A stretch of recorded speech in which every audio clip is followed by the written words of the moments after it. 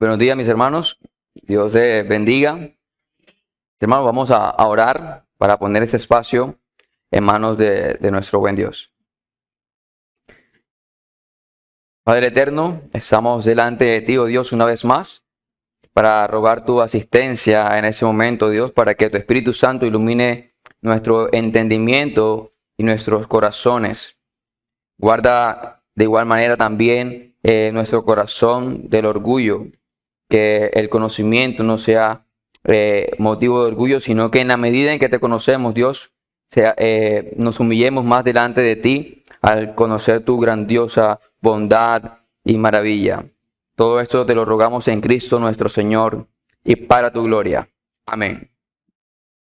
Mis hermanos, en la mañana de hoy vamos a continuar con nuestra serie de teología sistemática en lo que corresponde al tema de la teología federal o de los pactos. En el día de hoy vamos a estudiar lo que es correspondiente al pacto de obras. Por lo que les voy a pedir que me acompañen en nuestro texto inicial, colocándose en pie en Romanos, capítulo 5, versículo 12. En la medida en que lo encuentre, voy a colocarse de pie.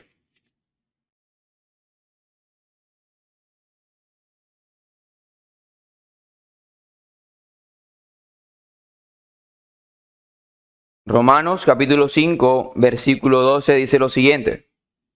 Por tanto, como el pecado entró en el mundo por un hombre y por el pecado la muerte, así la muerte pasó a todos los hombres por cuanto todos pecaron. Pueden tomar asiento. Mis hermanos, el pacto de obra, nombre elegido por el punto focal, ya que trata acerca del trabajo del hombre, es decir, dependía de la obra que pudiera hacer Adán. Aunque también lo han llamado el pacto de creación, el convenio de amistad, o como también lo llamó Hodge, un pacto de abundancia rica y bondad. En la teología reformada, mis hermanos, se refiere al pacto inicial que Dios hace con el hombre, que hace con Adán en el paraíso. En este pacto, Adán no solo se representa a él y a su esposa, sino también a su descendencia, es decir, a toda la raza humana. Dios crea a Adán a su imagen con la ley escrita en su corazón, y aquí hablamos de la suma de esta ley que fue promulgada en el Sinaí y pronunciada también brevemente por nuestro Señor, que la redujo a dos grandes mandamientos en lo que corresponde a nuestro deber para con Dios y para con el prójimo. Ahora, adicional a esta ley, hubo un precepto positivo, el cual cargó al hombre de no comer del fruto del árbol del bien y del mal. Eso lo vemos claramente en Génesis, capítulo 2, en los versículos del 16 al 17, donde vemos claramente el mandato. Dice, y mandó Jehová Dios al hombre diciendo, de todo árbol del huerto podrás comer, mas del árbol de la ciencia del bien y del mal no comerás, porque el día que de él comieres, ciertamente morirás. Mis hermanos, si Dios, habiendo creado al hombre a su imagen en conocimiento, en rectitud e inocencia, entró en un pacto de vida con él, sobre las condiciones de una obediencia perfecta, prohibiéndole comer del árbol del conocimiento del bien y del mal, tal como lo expresa el texto que acabamos de leer. Ahora, algunos podrían objetar el tema de que la expresión pacto de obra no la encontramos en la Escritura. O en ninguna parte encontramos esta expresión, y mucho menos en el relato del Génesis. Y por supuesto, tampoco hay muchas otras palabras o expresiones que vamos a encontrar en la Escritura, como Trinidad, Calvinismo, doctrinas de la gracia, o la expresión limitada, etc. No se encuentran en ninguna de las páginas de la Biblia. Acá lo importante es si la doctrina a la que se hace referencia estos términos se enseña en la palabra de Dios.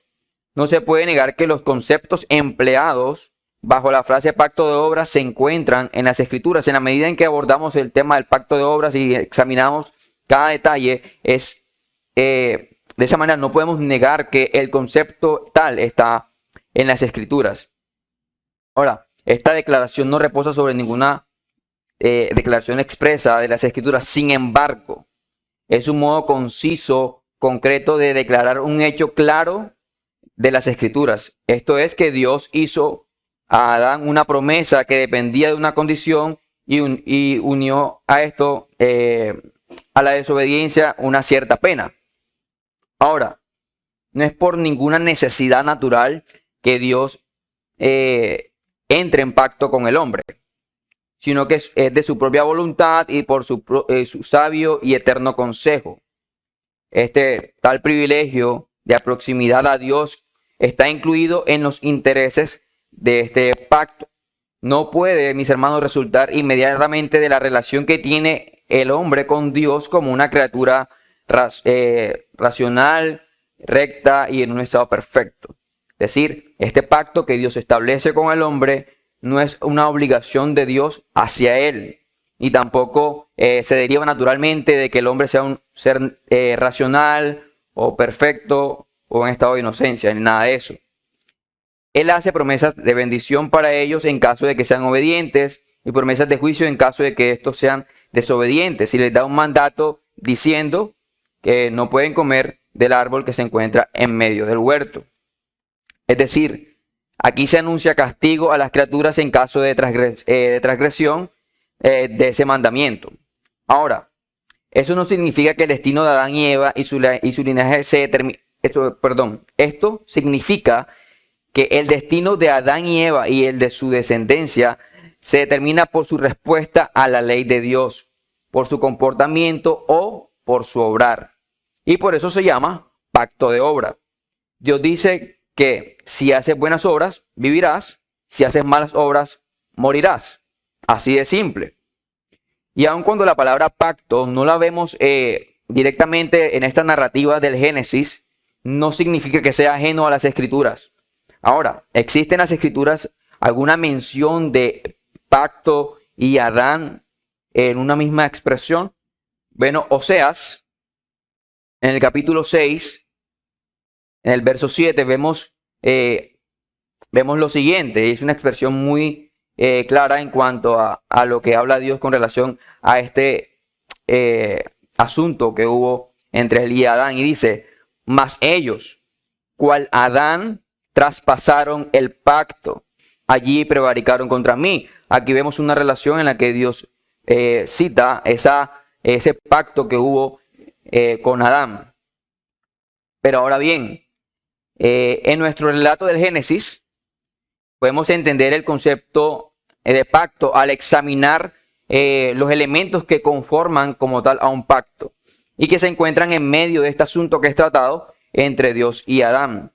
Ahora, ¿qué partes debemos examinar en cuanto a las partes de un pacto? Hay partes en este pacto, ya que es Dios y el hombre. Dios entra en pacto con el hombre. Vemos unas partes involucradas. Vemos la promesa acompañada vemos la promesa que acompañaba este pacto, que era la vida eterna, que es básicamente la recompensa.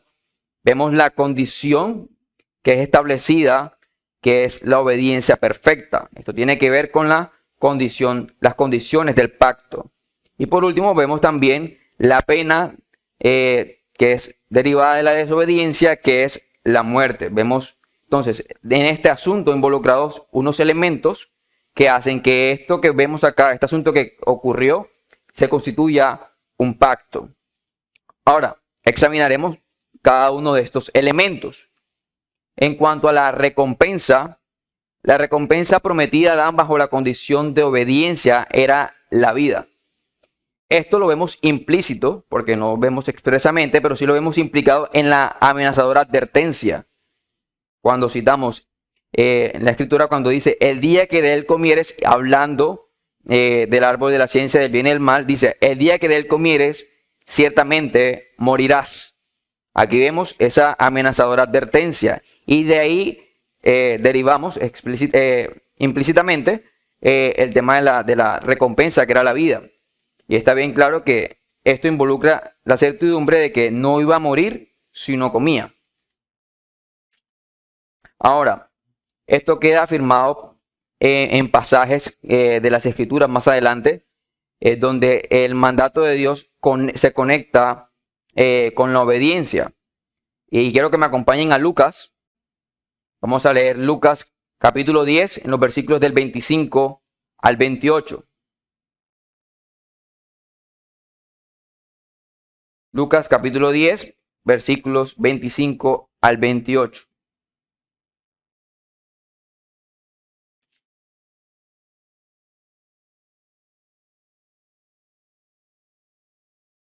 Dice, he aquí un intérprete de la ley se levantó y dijo, para probarle, Maestro, ¿haciendo qué cosa heredaré la vida eterna?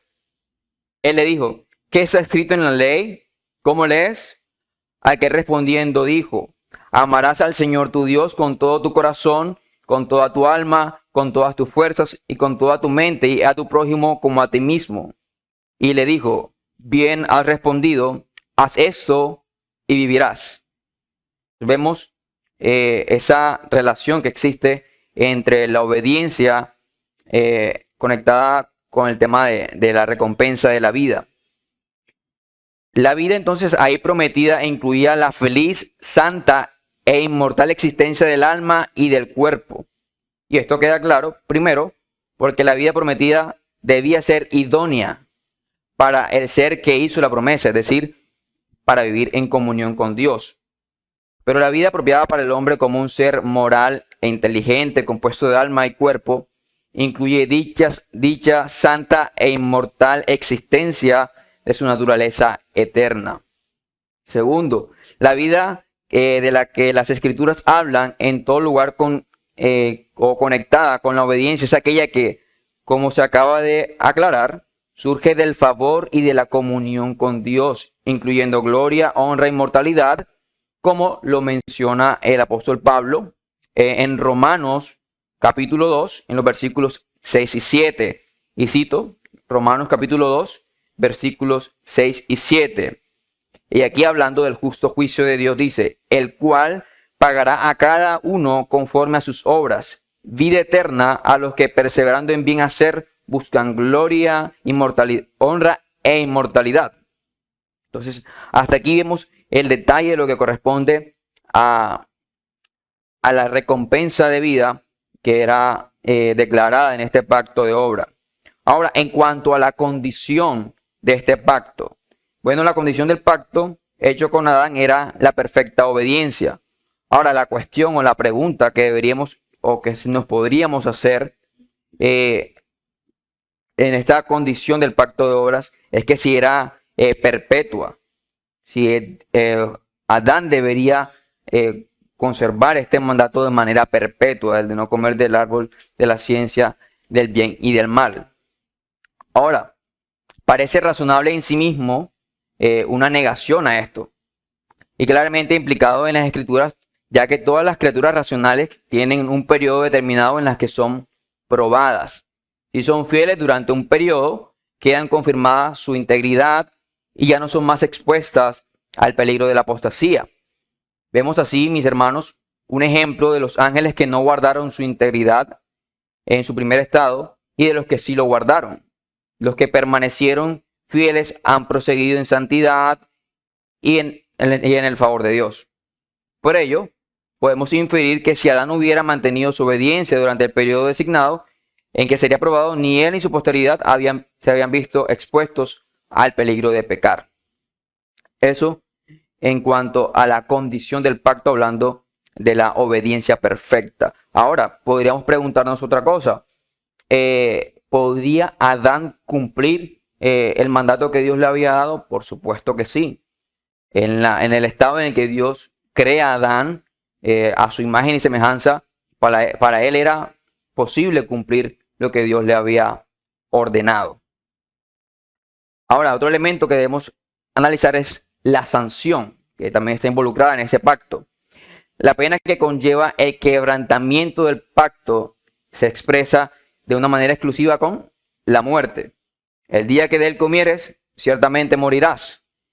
Que esto no se refiere a la mera disolución del cuerpo. La muerte con que se amenazaba era lo opuesto a la vida prometida. Ya examinamos lo que era la vida que se prometía en el cumplimiento de este mandato. Y la vida prometida, como hemos visto, incluye todo lo involucrado en una existencia dichosa, santa e inmortal del alma y del cuerpo.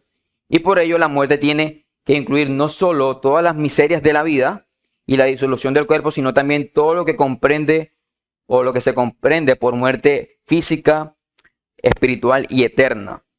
Vemos la naturaleza de la pena en consecuencia con el pecado de Adán, y que fueron la pérdida de la imagen y el favor de Dios, y todos los males que surgieron de aquella pérdida.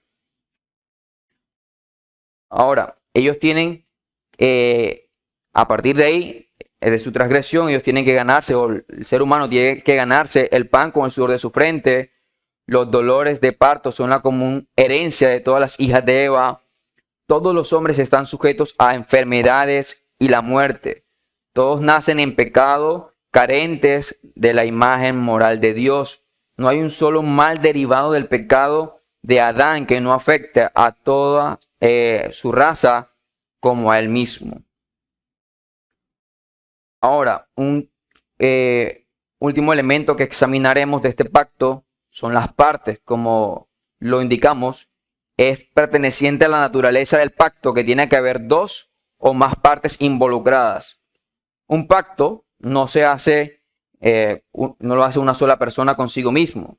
Ahora, las partes del pacto original eran Dios y Adán. Adán, sin embargo, no actuó en capacidad individual, sino como cabeza y representante de toda la raza humana. Porque todo lo que se dice que él tiene tanta referencia en su tiene tanta inferencia en su posteridad, lo que fue concedido a él le fue concedido a todos ellos. Todo lo que se le prometió a él se le promete también a su posteridad, y todo lo que con todo lo que se le amenazó a ellos también, en caso de transgresión, también eso iba a afectar a su posteridad. Entonces vemos aquí, hasta este punto en el que hemos avanzado, dentro de ese relato vemos unos elementos que hacen que eso que ocurrió fuese un pacto. Vemos unas condiciones, vemos unas sanciones, vemos una recompensa y vemos unas partes que están involucradas, lo que hace que este hecho que ocurrió se convierta en un pacto, así que aunque la expresión o el dato no indique necesariamente la palabra pacto. Ahora, algo particular que debemos siempre tener presente en cuanto a las partes es que aquí no estamos hablando de partes iguales, estamos hablando de Dios y el hombre. Dios establece cuáles van a ser las condiciones desde su punto, cuáles van a ser las condiciones, y como examinamos también, Dios las colocó a un nivel que el hombre pudiera cumplirlas. Ahora, nuestra confesión de fe establece que el pacto de obra era necesario para la vida eterna que se le promete al hombre. En el capítulo 7 de nuestra confesión, en el párrafo 1, dice lo siguiente, cito, dice, aun cuando las criaturas racionales le deben obediencia como su creador, éstas nunca podrían haber logrado la recompensa de vida a no ser por alguna condescendencia voluntaria por parte de Dios que a él le ha placido expresar en forma de pacto. El solo hecho de que Dios haya creado al hombre es un acto de pura gracia. Dios ya a partir de ahí no estaba obligado a hacerle ningún favor al hombre. Sin embargo, él condesciende de una manera voluntaria y llevado por su sabio y eterno consejo. Él condesciende y le manifiesta al hombre una promesa de vida eterna y una comunión perfecta con él, la cual él expresa a través de un pacto. Esto implica que la calidad de vida que Dios prometió al hombre era de mayor valor que la que el hombre poseía en su estado de inocencia, y de un valor mayor que el que Dios estaba obligado a recompensar al hombre por su obediencia. Sin este pacto, la vida eterna no podría haber sido ofrecida al hombre. Y lo que pasó fue que Adán y Eva desobedecieron. Ellos violaron el pacto, obrando sobre sí mismos y sobre todo lo que ellos representaban. El juicio de Dios, porque el pacto de la creación había sido violado. Ahora, en cuanto a la perpetuidad de este pacto, podríamos decir que la cuestión o la pregunta en cuanto a la perpetuidad de este pacto sigue en vigor. Bueno, esto lo decide el que Adán actuara por sí mismo o también por su posteridad. ¿De qué depende o en dónde vemos ese detalle de la perpetuidad de este pacto de obras? En que si Adán actuó por él mismo y asumiendo él la responsabilidad, o él asume o él actúa en responsabilidad de su posteridad o la raza humana. Entonces entendemos que vivimos en una cultura, mis hermanos, en la que hay diferentes tipos de religiones compitiendo y personas que son seculares y que no tienen tiempo para la religión en absoluto y no podrían estar menos interesados en la idea del pacto. Y pudiera surgir aquí una pregunta. ¿Están estas personas incluidas en este pacto? Bueno, mis hermanos, la idea bíblica es que el pacto que Dios hace con Adán y Eva fue un pacto con toda la raza humana. Bueno, la gente puede negar este pacto, la gente puede repudiar inclusive el pacto, la gente puede despreciar este pacto, pero lo que no puede hacer es deshacerse de él. No pueden anularlo. Una de las razones del por qué las escrituras nos llevan a todos a comparecer ante el tribunal de Dios y declararnos culpables ante Dios es que todos hemos quebrantado la ley. Por supuesto, también la confesión afirma que el pacto de obras se rompió o fue quebrantado. Eso lo vemos en el capítulo 20, en el párrafo 1. Ahora, un pacto roto, sin embargo, no significa, mis hermanos, que es un pacto abrogado. Aunque el pacto de obras fue roto por Adán, la confesión también enseña que sigue siendo vinculante para toda la posteridad de Adán. Es decir, el mismo pacto de obra que se estableció con Adán antes de la caída continúa siendo impuesto sobre toda la posteridad no redimida de Adán después de la caída. Primero, el pacto de obras continúa después de la caída porque sus maldiciones continúan plagando a la raza humana después de la caída. Mis hermanos, la confesión enseña que el primer Adán fue la cabeza federal de la raza humana y que trajo la condenación universal y la muerte a todos sus descendientes por su fracaso en guardar el pacto de obras. Debido a que la condena es universal y el pecado original continúa, el pacto de obras también continúa. Segundo, el pacto de obras continúa después de la caída porque sus demandas legales continúan uniendo a la raza humana después de la caída. Los términos del pacto de obras consistían en algo más que simplemente abstenerse de no comer del árbol prohibido. Requirió completa obediencia a la ley moral de Dios que estaba escrita en la conciencia de Adán.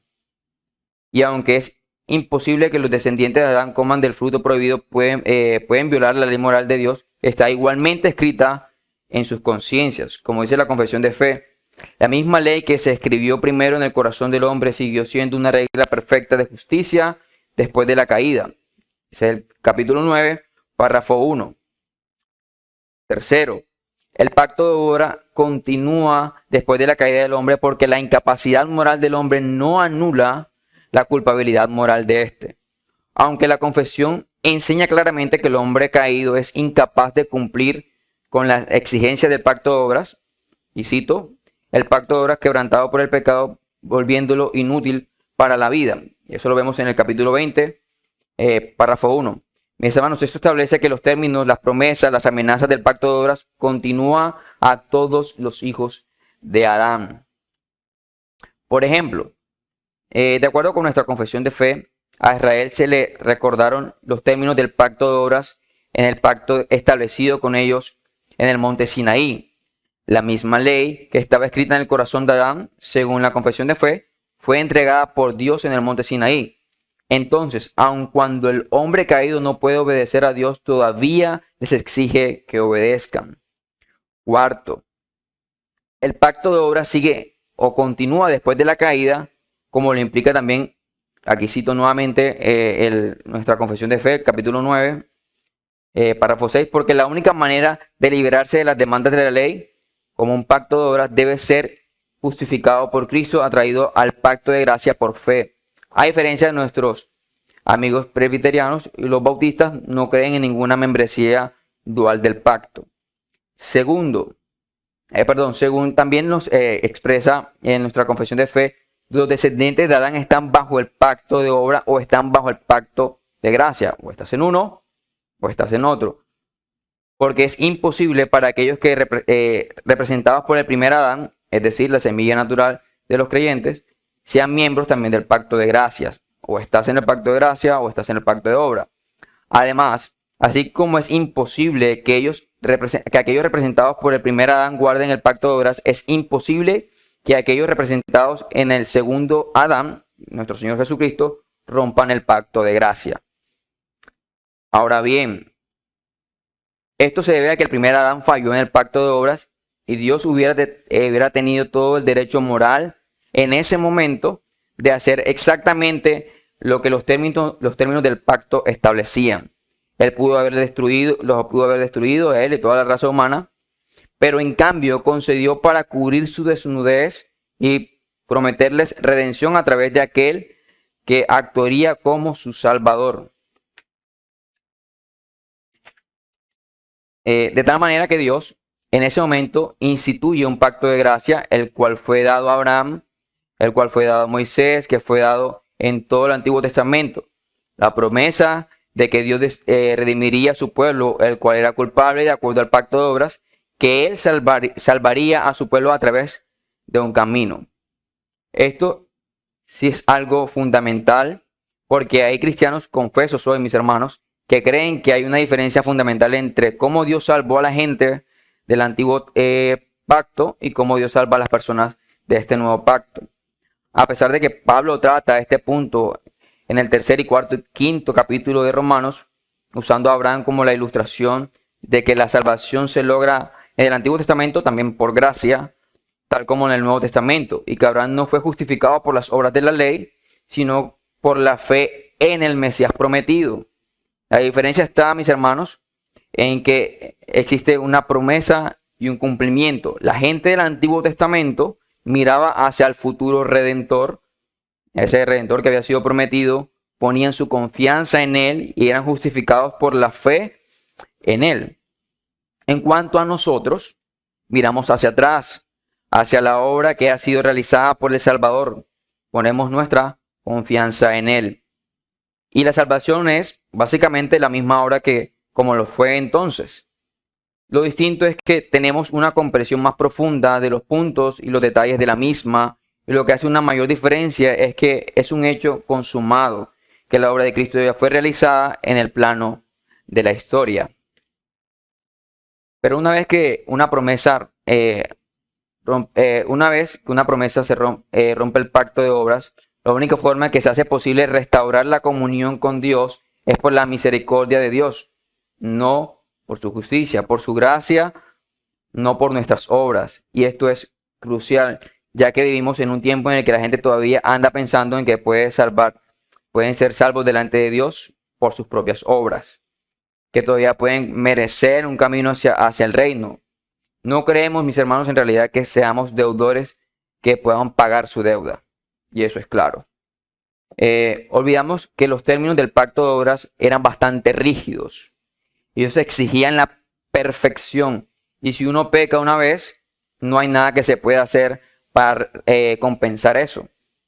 Porque una vez que la mancha cae en tu nombre, ¿qué puedes hacer para llegar a ser perfecto otra vez? No puedes hacer perfecto una vez porque la perfección no permitía la más mínima imperfección. Pero, por supuesto, cuando nos presentamos ante Dios, no venimos con una leve mancha. En últimas instancias, la única forma en que alguien es justificado delante de Dios, si es por obras, y somos salvos por obras, pero mis hermanos, somos salvos no por nuestras obras, sino por las obras de Cristo. Ahora, permítame explicar un poco mejor. Cuando digo que la única forma en que nosotros somos salvos por obras es porque el pacto de gracia debe distinguirse del pacto de obras, pero nunca estar separado de este. Pacto de obra y pacto de gracia, aunque son distintos, ahí hay una relación. Este pacto de gracia es el pacto que Dios instituye para asegurar que el pacto original, es decir, el pacto de obra, sea fielmente cumplido. Y cuando digo que estamos justificados por obras y por obras solamente, quiero decir que la base de la justificación y la base de la justificación de las obras perfectas son las obras perfectas de Jesucristo. Es decir, nosotros somos salvos por gracia en la medida en que las obras, en la medida que las obras que nos salvan a nosotros no son nuestras. En ese sentido, a nosotros somos salvos por obras, pero a través del pacto de gracia, en la medida en que esas obras que nos salvan no son nuestras. Por eso decimos que somos salvos por fe, salvos por gracia, porque las obras que nos salvan no son nuestras, sino que son obras de otra persona que se sometió en todos los puntos del pacto de obra. El Nuevo Testamento describe a Jesús como el nuevo Adán. Y todos estos detalles los vamos a ver más adelante en la medida en que estudiaremos también el pacto de gracia. Él es la nueva humanidad que logra aquello que no pudo lograr Adán. Por la desobediencia de un solo hombre, el mundo se hundió en la ruina, y por la obediencia de otro hombre a la ley de Dios en todas sus demandas y su perfecta conformidad, Cristo redime a su pueblo al ganar las bendiciones ofrecidas de que Dios había prometido originalmente a sus criaturas en su nombre.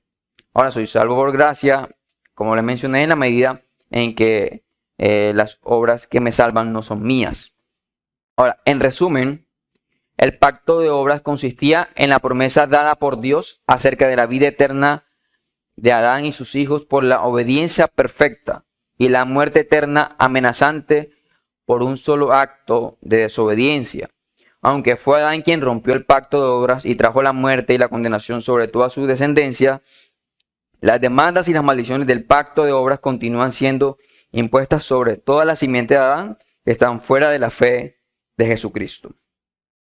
Mis hermanos, de esa manera quiero concluir lo que ha sido nuestra clase de hoy. Y antes quiero citar unas palabras de Gerhardus Voss que dice: en el fuerte énfasis que la teología reformada pone en la gloria de Dios como el fin de todas las cosas, en el tema de la realización del pacto es, de hecho, la más alta autorrevelación de Dios como una implicación de todas las perfecciones infinitas y como el Dios trino que es quien en su interior vive una vida de amistad pactual. Bueno, mis hermanos, vamos a orar y tenemos un espacio para preguntas y aportes. Padre, te damos gracias por tu misericordia, por tu bondad, porque nos has permitido estar en ese lugar y estar expuestos a tus verdades, oh Dios. Te permitimos que esto que hemos aprendido hoy sea guardado en nuestro corazón y que nos ayudes, oh Dios, también a guardarnos del orgullo, porque es fácil, oh Dios, que el conocimiento nos lleve a ser personas orgullosas, pero que tu palabra también nos enseñe a ser humildes en la medida en que te conocemos más. Todo esto te lo rogamos en Cristo Jesús. Amén. ¿Preguntas o aportes? Pastor Gerleis. Gracias, Pastor Pedro. Gracias, hermano Kelvin, diácono Kelvin, por la exposición. Un pequeño aporte y creo que no está de más. Si bien es cierto, nosotros vamos a tocar en la última clase de escuela dominical sobre este nuevo tema del pacto, las diferencias particulares que tenemos con nuestros hermanos presbiterianos. Sí me gustaría enfocar con relación al pacto de obras unas diferencias que tenemos. Si bien es cierto, estamos de acuerdo con el origen, con la naturaleza y con la función del pacto de obras, tanto presbiterianos como bautistas, estamos de acuerdo. ¿Dónde radica la pequeña diferencia para que quizás algunos hermanos se puedan contextualizar? La diferencia radica en la relación que existe entre el pacto de obras y el antiguo pacto. Nuestros hermanos presbiterianos apelan por una continuidad del pacto de obras al antiguo pacto. Por lo tanto, el antiguo pacto sigue siendo una administración del pacto de gracia. Y cuando en el Nuevo Testamento encontramos el contraste entre la ley y la gracia, el hermano presbiteriano dice, está haciendo una referencia clara al pacto de obras versus pacto de gracia. Nosotros también estamos de acuerdo en eso, pero no negamos a la continuidad que existe entre el pacto de obras y el antiguo pacto. Para nosotros el antiguo pacto no es una continuidad del pacto de obras, tampoco es una administración del pacto de gracia. Por lo tanto, cuando nosotros vemos antítesis entre ley y evangelio, por ejemplo, pues nos estamos también haciendo una referencia al contraste marcado entre el antiguo pacto y el nuevo pacto, que para nosotros sí hay un contraste importante. Entonces sí quería hacer eso, porque cuando hablamos del contraste entre antiguo pacto y nuevo pacto, nuestros hermanos presbiterianos también diverjan en ello, pues están hablando de un contraste de grados nada más en un mismo pacto. Es decir, para ellos el antiguo pacto y el nuevo pacto son dos pactos que pertenecen a un mismo pacto, simplemente que uno tiene un grado mayor que el otro. ¿Sí me hago entender? Entonces, para que quede claro eso, es que el pacto de obras que acabas de exponer, para nosotros los bautistas como para los presbiterianos, estamos de acuerdo en su origen, en su naturaleza y en sus funciones, pero no en la relación con el nuevo pacto, que obviamente vamos a empezar a estudiar en clase más adelante. Ese era mi aporte. Gracias.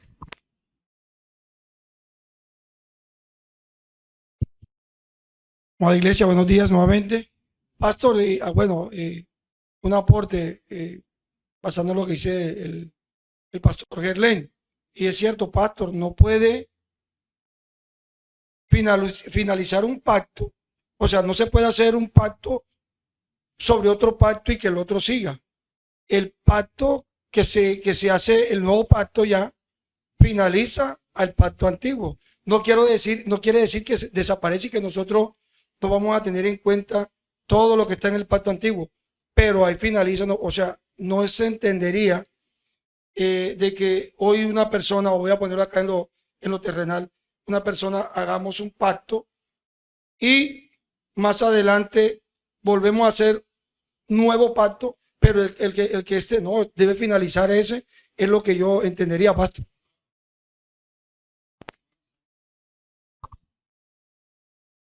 No necesariamente. Y la inquietud de Manuel es obviamente es importante. No necesariamente. ¿Por qué? Porque, por ejemplo, nosotros vemos evidencia bíblica que el antiguo pacto no es un solo pacto en sí, conforman tres pactos. El pacto abrámico, el pacto mosaico, el pacto davídico. Uno es donde se dan las promesas, otro es donde se regulan esas promesas y otro es donde esa promesa la vemos cumplida. Pero todos esos pactos apuntan a un pacto mayor.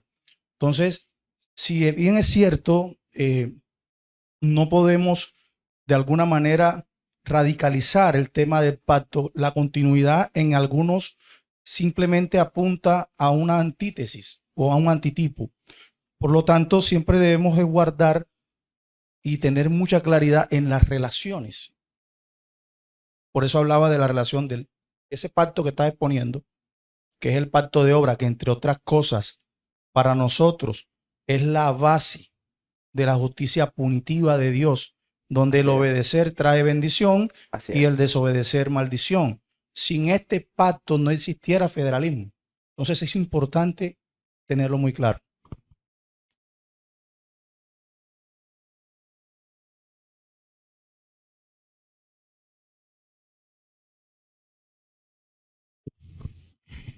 Bueno, buenos días. Buenos días.